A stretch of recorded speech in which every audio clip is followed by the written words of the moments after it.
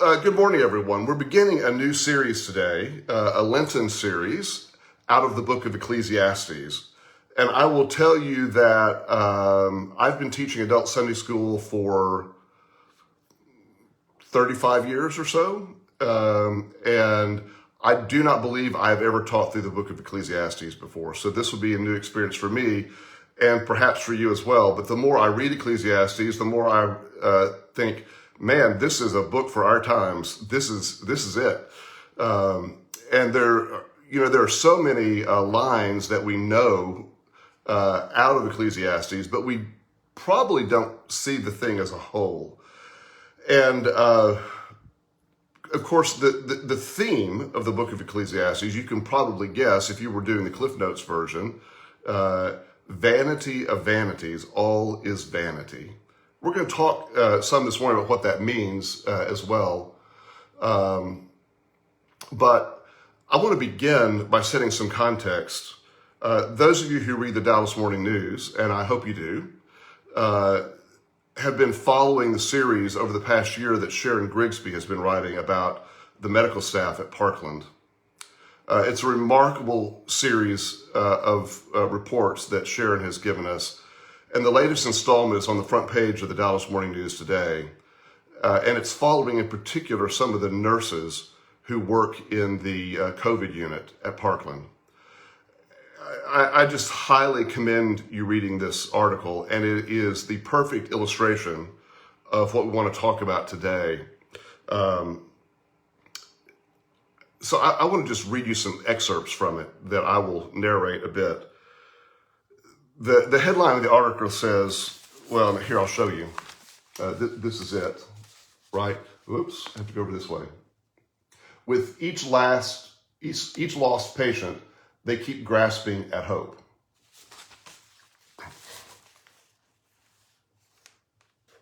And she begins the article by saying, once it was death upon death, then surge upon surge until the deaths began to blur into one another. Not when the dying is happening. The nurses in Parkland Memorial Hospital's COVID-19 unit give each dwindling life the absolute loving devotion it deserves. But too soon, that death is subsumed in others, in the sheer numbing endlessness of it all. Here is our tie to Ecclesiastes. Pardon me, I got to turn the page now. Old-fashioned print newspaper, you have to turn a page. Each death eats away at them a little more. Too often it feels like they put everything they have into slaying this monster of a disease, and it doesn't flinch. Although it's the relentlessly growing numbers that have worn down the caregivers, it's the individual deaths that grab their insides and give a vicious twist. Then comes that one death that is just too much, the one that threatens to drag the whole unit over the edge. A 22-year-old woman, far along in her first pregnancy when she was admitted, showed all the signs of a COVID patient who would recover. They thought a happy ending was in reach, but as the article details, it was not. The baby lived, the mother did not, ultimately. Yet somehow, they go on. But for how much longer?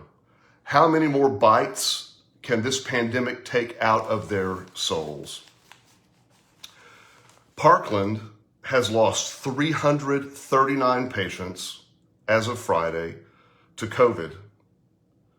Parkland alone, 339 patients dead. While coronavirus cases have declined in recent weeks, the death toll and the number of patients requiring the most intensive care remain high. Nurse Bianca Castillo still can talk only haltingly about standing at the bedside of a dying father as his son came to say his goodbyes one Saturday in June. He brought his high school diploma to show him that he graduated, she said as she struggled to resume her story after a long silence broken only by weeping. He was just talking to his dad, telling his dad, "I hope you're proud of me." In the early months of the pandemic, nurse Sam White said he could recall the name and face of every person who died. I remember some patients back near the beginning more than now just because there's just such bigger numbers. After 11 months of it constantly, we're kind of numb to the crazy things like the postmortem care and putting bodies in body bags, he said.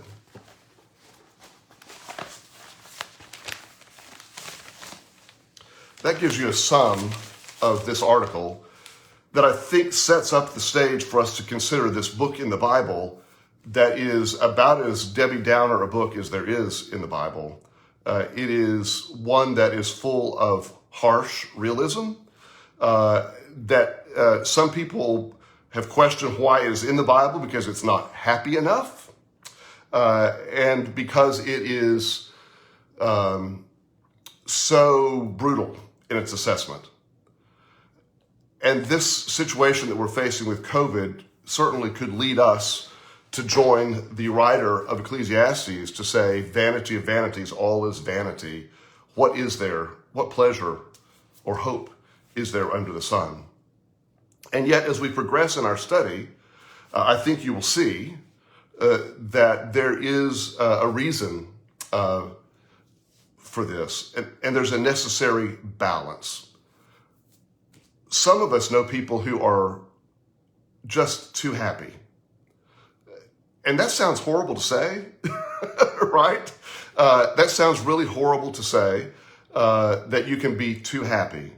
But there is a sense in which you can deny the reality around you and pretend that things are better than they are. And that is not a healthy way of living. Studying Ecclesiastes reminds me of that famous line from M. Scott Peck's book, The Road Less Traveled. The book begins with this line that says, life is hard. Maybe it says life is difficult, one or the other. Life is difficult. And once you understand that life is difficult, it's not so difficult anymore. I think one of the reasons we need to read Ecclesiastes is to understand that life is, in fact, difficult, and that there are many challenges to be surmounted. If we go straight to the resurrection and skip the Passion Week, if we skip all of the Lenten season, there's a reason we need to do this in the order that we do, because we can't just jump to the good news without understanding the context in which the good news is given. And that's why we're studying Ecclesiastes. Now, a few introductory words before we get into the first chapter today of Ecclesiastes. The commentary I'm reading has probably the best opening line of an introduction to a book of the Bible that I've read in a commentary, because these things tend to be dry, and they use code words all the time. Jake, if you're still on, I think there ought to be a ban on the word, I can't even say it, interlocutor, which is a favorite commentary word for the people who are hearing this in its original context, right? Here's the opening line from this commentary. Ecclesiastes has always had its fans among the original thinkers of the Jewish and Christian communities, skeptics, people with a dark vision of reality, recovering alcoholics. The rest of us know and love some of its individual epigrams and its more lyrical passages. On the whole, however, believers have found it at least baffling and at most wrong-headed. That's the book we're tackling now. And I love that description of it for sure. Ecclesiastes is a book full of truth that we don't want to hear, but we must hear. And that's why we're studying it now. Who wrote the book of Ecclesiastes? So the book actually has a name in the original language, and some of you who are paying attention, Jake quoted this earlier. This is also hard to say. Quohelet. It's transliterated into English as Qohelet. And this really, in English, gets translated as the teacher. Sometimes the preacher. There is often attributed that this book was written by Solomon, because there is a reference in the beginning that would lead you to think that. And there's a reference to the wisdom of Solomon, but that pretty quickly falls apart when you examine the rest of the book. And there are a number of reasons that that's probably not the right idea. We don't know who wrote this book, and it really doesn't matter. The fact that this book, we don't even know how this book really came to be in the canon, the finalized version of accepted scripture, except that it was a book that was clearly accepted pretty early on into Judaism as well. If you analyze the literary style of the book, you can find out certain things about its timing and so forth. But there are questions also about its genre. And here, is it poetry? Is it prose? And just to illustrate this debate about this, the editors of the New International Version of the Bible consider that 60% of this book is poetry. On the other hand, the editors of the New Revised Standard Version think it's 75% prose. And then those who translated the Good News Bible and the Revised English Bible think there are only 6 verses of poetic language in the entire book. And so it's very hard to figure out what's going on here because the language of Ecclesiastes is different. And it also can be placed in a time that must be before 164 BCE. And based on other factors about the language, the unique language that's used in the book, it probably was written sometime between 332 BCE, and just for reference, that's when Alexander the Great put an end to Persian political dominance in the Middle East, sometime between there and 200 BCE. So there's about 130 year gap period that it could have fallen in when this book was written. The teacher here, the author of the book, portrays himself as a king, and which is part of how we sort of get this idea of Solomon in here, given as the son of David, right? So Solomon's the one who asked for wisdom and got it in great measure, right? But as scholars say, the one person who probably most definitely did not write this book is Solomon. You can take that apart as you read the rest of the book and sort of figure that out. All we know is the person who wrote this book is the one who's speaking in the first person in the book. This is someone who's a sage by self-description here. So this book in Scripture falls in a category we call the writings or the wisdom literature, ancient wisdom literature. The books it's most closely associated with are Proverbs, Job, and Ecclesiastes because of its style and context and so forth. There's a lot more we could dig into on that. Ecclesiastes is a book without a plot. Often we expect to read a story and it has a beginning and a middle and an end, and there's a plot that advances within the story. This is not that kind of book. This is more a random collection of things, and I have in my mind likened it to the musical Cats, which, in case you don't know, also has no plot. It's just a random collection of T.S. Eliot's poetry with weird costumes and sometimes nice music. No plot. Don't go see Cats expecting to have a plot. Don't read Ecclesiastes expecting to have a plot. There is no storyline to Ecclesiastes. It's different in that regard. It really is probably best described as a notebook of ideas by this philosopher theologian on the ups and downs of life. And this is all framed by this really most known verse that I've already referenced, vanity of vanities, all is vanity. This is sort of the slogan of this book. And there's some other key terms that I want to introduce to us today because they occur over and over and over again in Ecclesiastes. Some of them more so than anywhere else in Scripture. First is the word all. All is vanity, for example.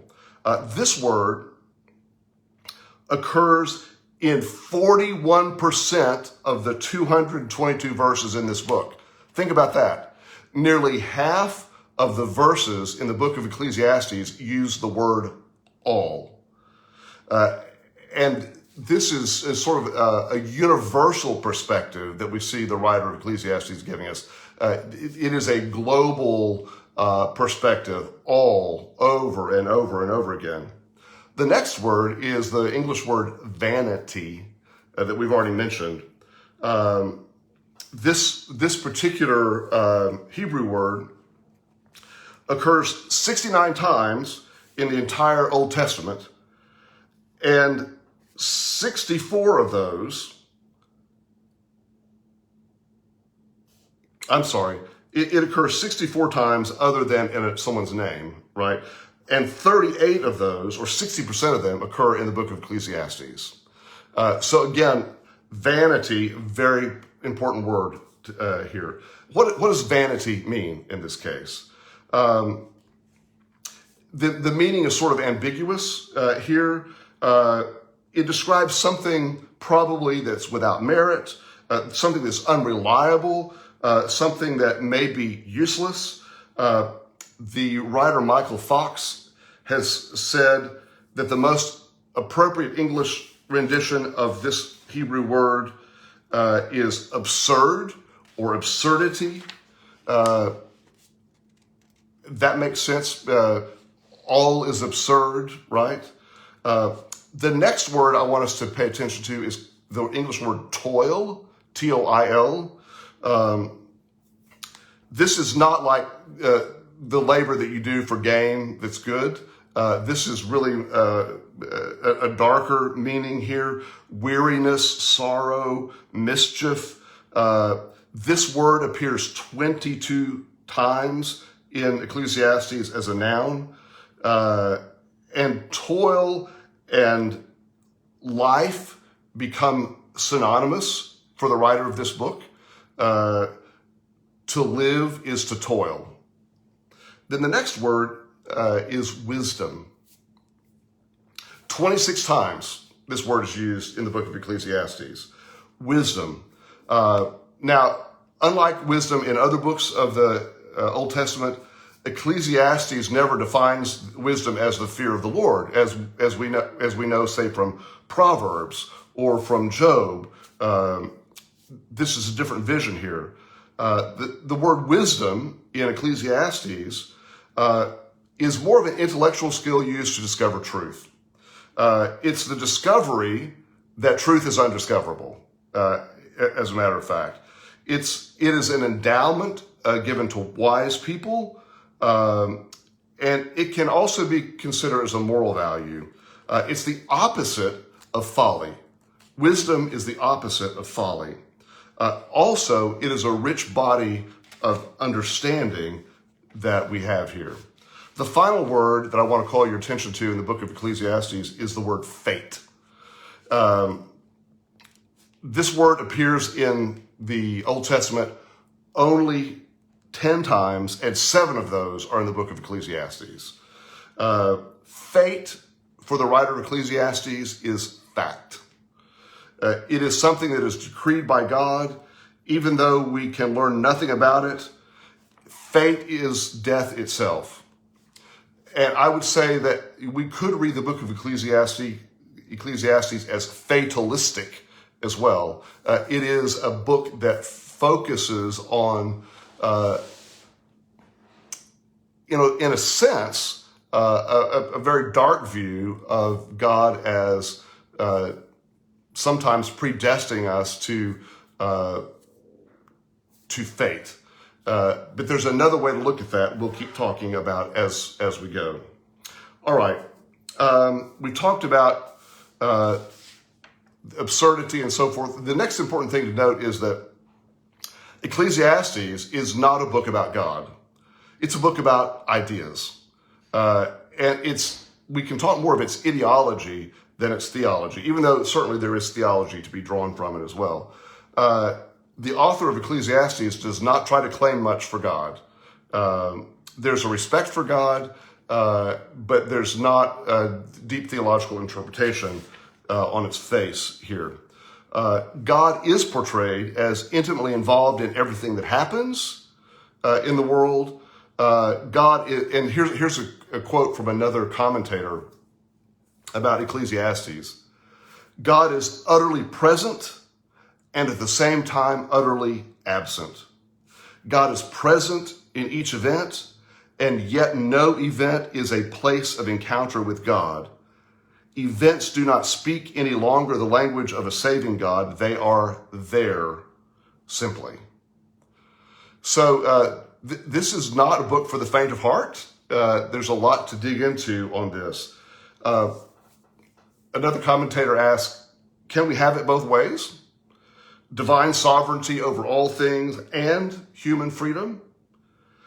Let us hope so. Every book of the Bible mixes these ingredients of theological truth in different proportions, and Ecclesiastes really causes us to struggle with this idea of divine sovereignty and human free will in new ways as well. That gives you a little bit of background to this book. So let's dig in. I hope you have a Bible available to you, and we're going to look at the first chapter of Ecclesiastes now. Ecclesiastes 1:1. The words of the teacher, the son of David, king in Jerusalem. Let's pause for a moment. Scholars are pretty sure this is an appendage onto the actual text, put there later by someone trying to give interpretation. This whole business of the son of David, king in Jerusalem, plays into this tradition of making it look like this was written by Solomon when we have pretty good evidence that it probably wasn't. But as with other writings, the thought was that you gain traction by making it appear to be from a well-known person as well. Verse 2. Vanity of vanities, says the teacher. Vanity of vanities, all is vanity. What do people gain from all the toil at which they toil under the sun? A generation goes and a generation comes, but the earth remains forever. The sun rises and the sun goes down and hurries to the place where it rises. The wind blows to the south and goes around to the north. Round and round goes the wind, and on its circuits the wind returns. All streams run to the sea, but the sea is not full. To the place where the streams flow, there they continue to flow. All things are wearisome, more than one can express. The eye is not satisfied with seeing, or the ear filled with hearing. What has been is what will be, and what has been done is what will be done. There is nothing new under the sun. Is there a thing of which it is said, see, this is new? It has already been in the ages before us. The people of long ago are not remembered, nor will there be any remembrance of people yet to come by those who come after them. I, the teacher, when king over Israel in Jerusalem, applied my mind to seek and to search out by wisdom all that is done under heaven. It is an unhappy business that God has given to human beings to be busy with. I saw all the deeds that are done under the sun, and see, all is vanity and a chasing after the wind. What is crooked cannot be made straight, and what is lacking cannot be counted. I said to myself, I have acquired great wisdom, surpassing all who were over Jerusalem before me, and my mind has had great experience of wisdom and knowledge. And I applied my mind to know wisdom and to know madness and folly. I perceive that this also is but a chasing after the wind. For in much wisdom is much vexation, and those who increase knowledge increase sorrow. A lot to take in there. I had printed out and forgot to bring in here. You will recognize as we go through the book of Ecclesiastes a lot of references to Western literature. The play The Sun Also Rises is taken directly from Ecclesiastes. I'm going to read a section later in the lesson today from Moby Dick that has a direct reference to Ecclesiastes. One of Shakespeare's sonnets is a direct pull from Ecclesiastes.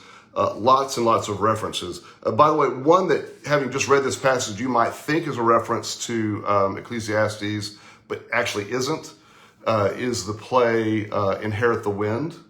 All this wind reference sounds a lot like that. That actually, they will inherit the wind or reap the whirlwind. That is a reference out of Proverbs, but it's very similar to what we pick up here as well. So let's go back, look at verse 2, and we're going to walk forward from there. This whole notion of vanity gets introduced here in the beginning of this. All is meaninglessness in this. And that becomes a refrain throughout the book. We see this over and over again.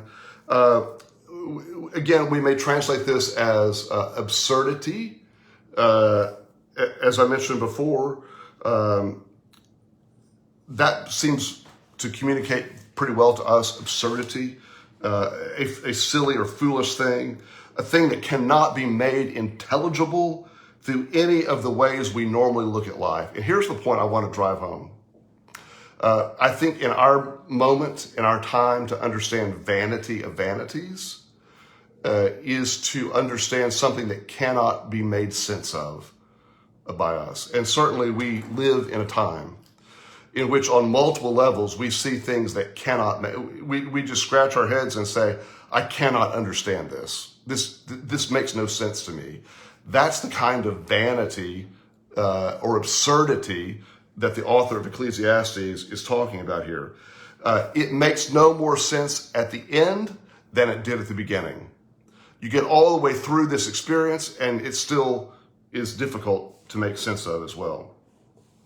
The author of Ecclesiastes is saying that the traditional system by which people interpreted and understood life, it doesn't work because of the randomness, the pain, the loss, the failure, because of death, and things that simply cannot be explained.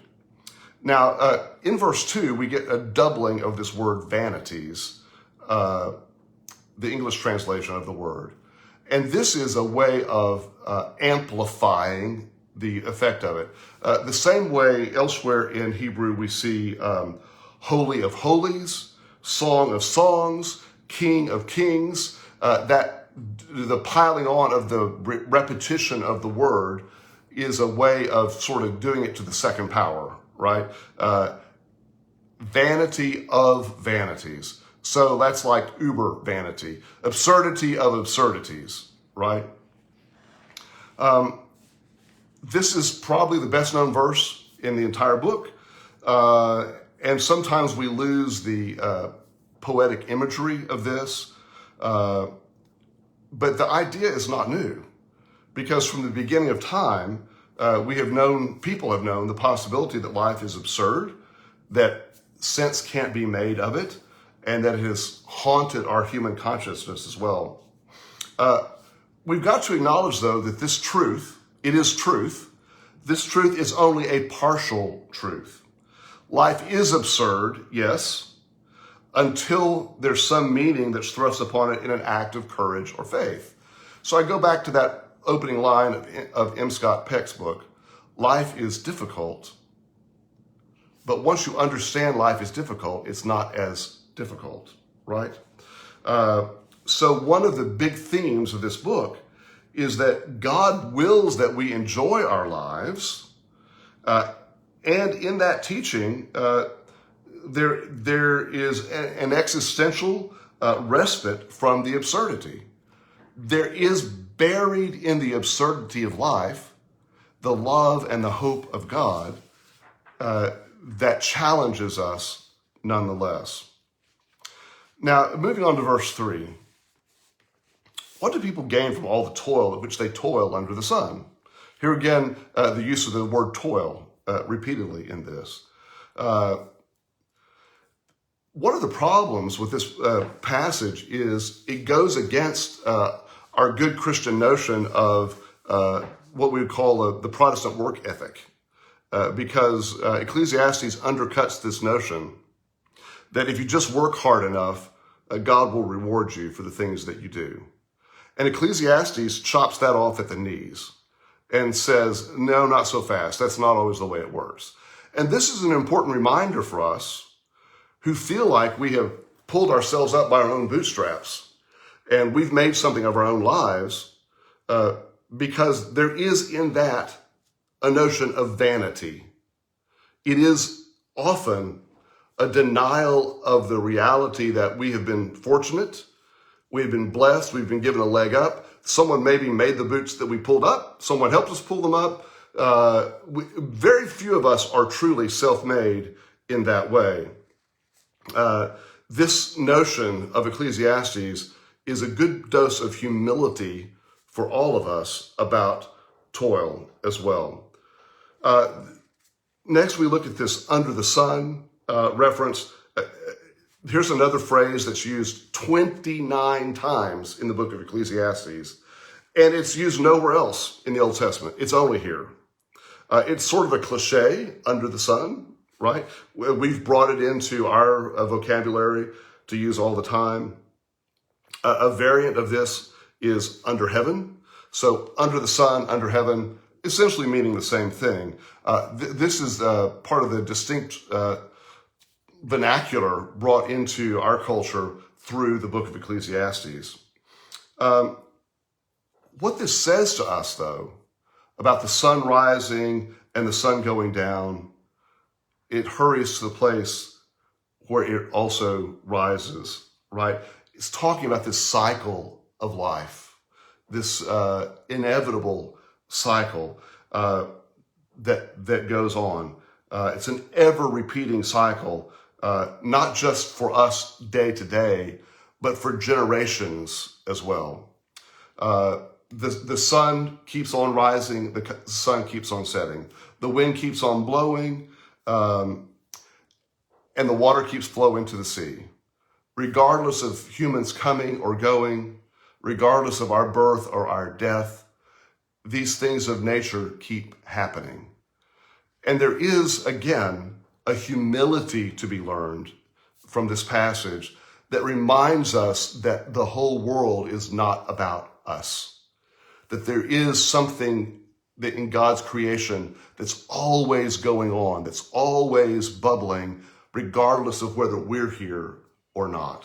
It puts our focus away from ourselves and on the greater creation that God has made. There is, again, value in this. We could say, oh, well, this is depressing. On the other hand, we could also say it's encouraging to know that there are things that are everlasting in our creation, that God is working all the time and has been working through those things. Jumping down to verse 10 for a moment. What has been is what will be, and what has been done is what will be done. There's nothing new under the sun. This, again, could be quite depressing to us. Is there really nothing new under the sun? The author of Ecclesiastes seems to say that whatever appears to be innovative or fresh today is really just the latest manifestation of something that's already been done. And there is truth to that. We certainly see variations along these themes. Considering where this writer was in time and the notion of how people were remembered, this leads us into comparing this to verse 11, where the only way of immortality, of being remembered, was through your offspring. This is a really hard saying in verse 11 as well, that people will not be remembered. So these two things sort of work together to give us a whack on the side of the head Again, this is a very stark assessment here that we have to deal with as well. To say that what has been is what will be is, one commentator says, not the same thing as saying que sera, sera, whatever will be, will be. It's not about predestination in that sense. But think of it in this way. Earlier in the Old Testament, we hear God say, Yahweh says, I am who I am what I will be, I am what I am becoming. This is the very name of God, Yahweh. I am that I am. Which can also be understood, I am what I am becoming. And there is a sense in which if God is in all things, there is nothing new under the sun in that regard. That does not mean to say that there's nothing new to us. That is a different question. To say there is nothing new to God is a different statement than to say there is nothing new to us. Interesting that this seems to portray life in a cycle, but we know that life tends to work more in a spiral than a cycle, and that it never really returns to the beginning point, but there is a circular effect to life experiences as history sometimes repeats itself and we see the same things come around in different variations, but they never really return exactly to where they were. It's an ongoing spiral that we're actually living in. This whole notion of the not being remembered could in turn call attention to the remembrance of the name of God instead. And it runs counter, in a sense, to the very command that God gave to Abram when God said, I will make a lasting name of your offspring. And yet, we also see in the Tower of Babel an example of people trying to take that to an extreme and being struck down for that. So, difficult questions. Yeah, George, your point, while we are mourning or while we're celebrating, someone else is celebrating while we're mourning and vice versa. There is certainly wisdom in that. There was another question up here. Yeah, Hart, a depressed Benjamin Franklin. Thanks for that. Okay, look at verse 18 for just a moment.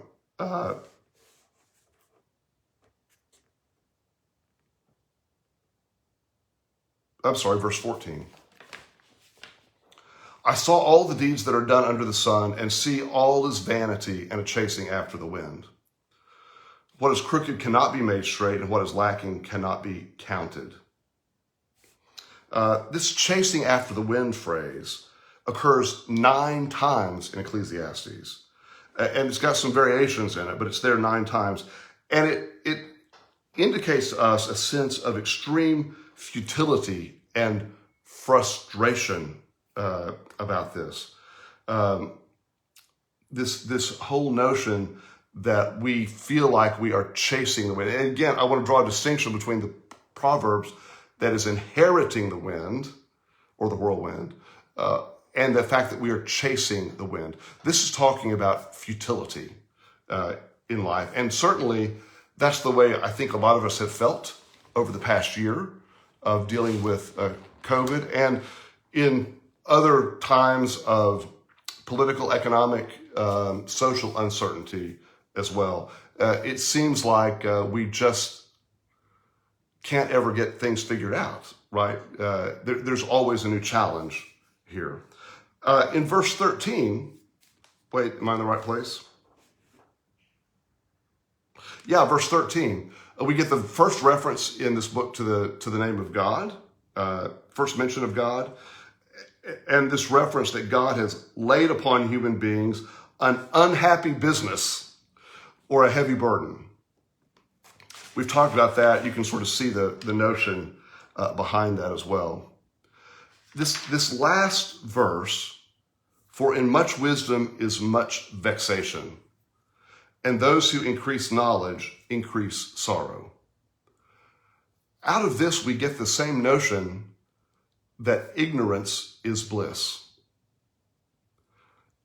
And I think we all know that one of the downsides to learning is that learning increases sometimes our cynicism, but it also increases our knowledge of the world and the suffering around us. And the reason we ignore so much suffering in the world is because it is painful to look at, and it is easier to turn our eyes away and not to see it. If we don't see it, we're not responsible for it. And I think this is one of the reasons so many of us white folks today absolutely refuse to acknowledge the history of racism in our very own country and the privilege that has brought us to this point as well. Because it is difficult. It's really difficult. And we would rather look away than face up to the reality of this. Carla, in verse 14, our translation says vexation of spirit, as opposed to, well, what translation is that, Carla? And let's look at that. Vexation of spirit as opposed to chasing after the wind. Interesting. Yeah. I hope this makes sense. I was thinking of this notion of vanities this week. We've been watching the Netflix series Medici the Magnificent, which, by the way, I highly recommend. It's historical fiction. There's 3 seasons of it, and it's about Lorenzo de Medici and his family that ruled Florence for a large period of time. It really, Lorenzo was largely responsible for accelerating the artistic Renaissance, and he was a patron of Botticelli and Michelangelo in particular. And one of the things that is historically accurate in this series, and there's some things that are fictionalized, but one of the things that's accurate was at the end of Lorenzo de Medici's life, there was a friar who came to power in Florence, who was a sort of a puritanical figure, egocentric in his own way, while claiming to be doing only the will of God.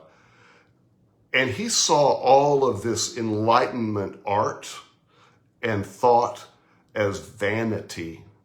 This is the word he used. And the phrase that we know, bonfire of the vanities, arose from his experience in Florence, where he held spell over the people like an evangelist, preaching in the courtyards and in the church, and convinced people to bring their artwork and their jewelry and their books and throw them on a bonfire. And he called all of these things vanities. They were things that distracted from God, and they needed to be burned. Now, ultimately, he didn't prevail. And if you go visit Florence today, you'll see that there's a lot of art that remained, right? But nonetheless, this was a misuse of this notion of vanity, because here was one religious figure who, out of twisted devotion to God, did not want beauty, the beauty of art and literature in particular, could not see in them the image of God, but saw them as a threat to God. And that is an absurd view of life. It is an absurd view of God to think that God cannot be found in beautiful things. Now, certainly there's excess. That's another subject as well. But this idea of the bonfire of the vanities reminds me of our understanding as we're trying to figure out what does vanity of vanities mean. It's not that. the author of Ecclesiastes is talking about the absurdity of life. I want to give you an example of one of the places in literature, in Western literature, that we see Ecclesiastes referenced that gives a good sort of ending point for this thought for today. And this is from chapter 96 of Moby Dick. And in this chapter, Herman Melville has been describing the blubber works and how they handle all these things. And he comes to this ending of this chapter and says this: "But even Solomon," he says, "the man that wandereth out of the way of understanding shall remain," i.e., even while living, "in the congregation of the dead. Give not thyself up then to fire, lest it invert thee, deaden thee, as for the time it did me. There is a wisdom that is woe, but there is a woe that is madness. And there is a Catskill eagle in some souls that can alike dive down into the blackest gorges and soar out of them again and become invisible in the sunny spaces. And even if he forever flies within the gorge, that gorge is in the mountains, so that even in his lowest swoop, the mountain eagle is still higher than other birds upon the plain, even though they soar." What a beautiful illustration of these notions from the book of Ecclesiastes. I'm particularly drawn to this line: "There is a wisdom that is woe, but there is a woe that is madness." There's a wisdom that is woe, but there's a woe that is madness. Obsessing over, being captivated by the wisdom of woe can indeed lead us to madness. The author of Ecclesiastes is wanting us to be realistic about life, but not to succumb. And Herman Melville here gives us this beautiful illustration of the eagle that dives deep into the abyss and then rises again. There is a beautiful message in that. So, George, I'm looking at your comment here, so I can expand it. "Should lead some folks to burn down a forest rather than see it as a place of beauty." Yeah. Right. And the last thing I want to say about this, and this is a hard thing, but I think many of you who've experienced hardships in life know that in those hardships, you have found the beauty of God as well. Not every time and not all the time. And I'm certainly not going to hold myself up as a stellar example of any of this. But we do know that we see what we're looking for. And if we're looking only for the woe of life, that's all we're going to see probably. But even in those deep and darkest times, we can find a light of hope that the sun also rises indeed. Any closing thoughts or questions? We're approaching the end of our time here. We'd love to hear from you. I've had a lot to blurt out today. Thanks for listening to this.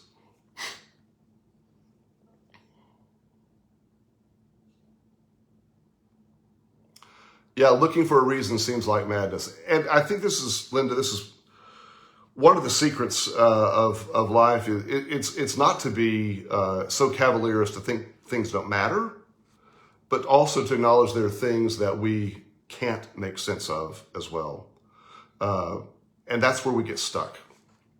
And certainly, I think that's where we've all been for the last year. I think we have been stuck because life as we have experienced it is not anything that makes sense to us. Yeah. Thank you, Joy. Thank you all for your input, and thanks for hanging with us through this. We'll pick up next week at the beginning of chapter 2 of Ecclesiastes as well. Okay. I will send to Charlene. I will send to Charlene that list of words as well, so that you can look. And I'll send you the Moby Dick citation as well, so that you can see that and ponder it as well. Well, as we move to our prayer time today, Charlene again will put out the list this afternoon. Please do remember Jan, who's continued to experience significant challenges health-wise, and Charlene will have more to say about that, I think, as well. I do not have an update on Connie. Perhaps one of you does and could share that with us. If not, maybe we'll know that this afternoon as well. I'm hoping all of you are well and have electricity and water in your places of residence, at least now. Been quite the week here in Texas, as we mentioned at the beginning of the lesson. For those of you who tuned in late, I began the lesson reading from the front page story in the Dallas Morning News by Sharon Grigsby about the Parkland COVID nurses. And I want to highly commend that to you as well as an excellent article that goes right along with our lesson today and helps us understand the difficulty of life. Let's pray together. Lord, hear our prayer and grant us wisdom for the living of these days. We ask that you would pour out your Spirit upon us and lift us up from the dark places where we find ourselves. Grant us a realistic look at life, but also the hope that will carry us forward to know that the sun will rise again. We pray through Jesus Christ. Amen. Bye, y'all.